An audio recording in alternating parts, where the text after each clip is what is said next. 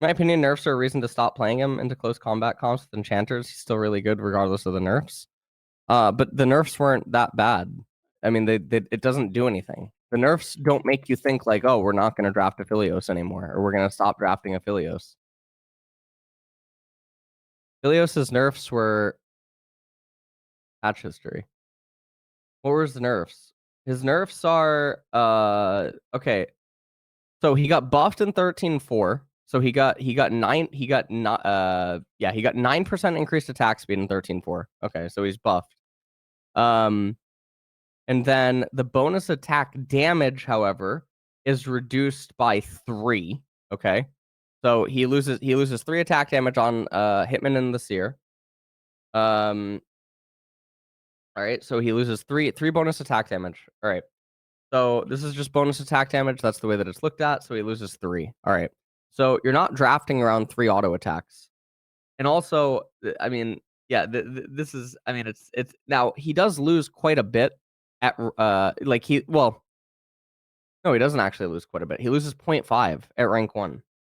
He loses 0.5 AD, 0.5 bonus AD, one bonus AD at 0.2 in Hitman and the Seer.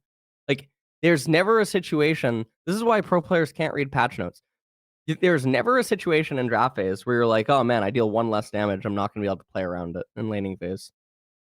This literally just means if you auto attacked once better in a laning phase than you could have in like a game that you're VOD reviewing, that the entire nerf is invalidated.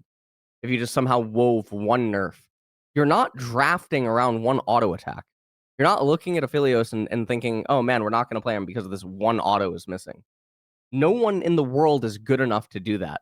Human players aren't capable of doing something like that. So this nerf requires you to play thousands of games. Now at pro play, you don't get to play thousands of games, right? So the amount of times where this nerf would have altered Aphelios' state in the game and made it so that the nerf actually had transformative value and affected a pro game is so unlikely. And then 13.13, slow duration reduced by 1 second. Severum basic attacks heal less. Now the Severum one, that one's noticeable. It's noticeable, but it's really not because again, it's 0.5 at rank 1. And then you end up losing 1.9. You're and it's percentage. So like even if you're healing for 100, you're losing 2 HP on a heal.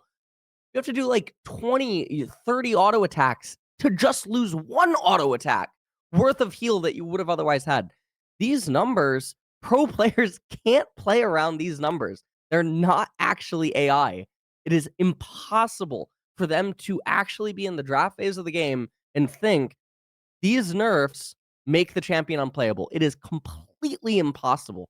And we know this because, we know this from 1, watching, but 2, they can't replicate to near 100% accuracy the same exact effects over and over again. But also, you can even look at professional junglers, and their clear speeds are always different because they can't replicate 100% whatever it is that's going on. Now, things like this, I would say that changes like this matter in an RTS where pro players in those games, Warcraft 3, StarCraft 2, StarCraft 1, etc., with build orders can replicate to 100% an exact build order, sometimes up to 16 minutes.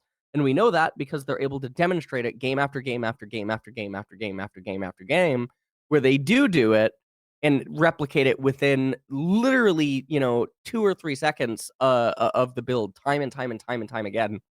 That's also because the game is different, like the build orders and everything like that. Anyways, yeah, I think that's the Aphelios talk.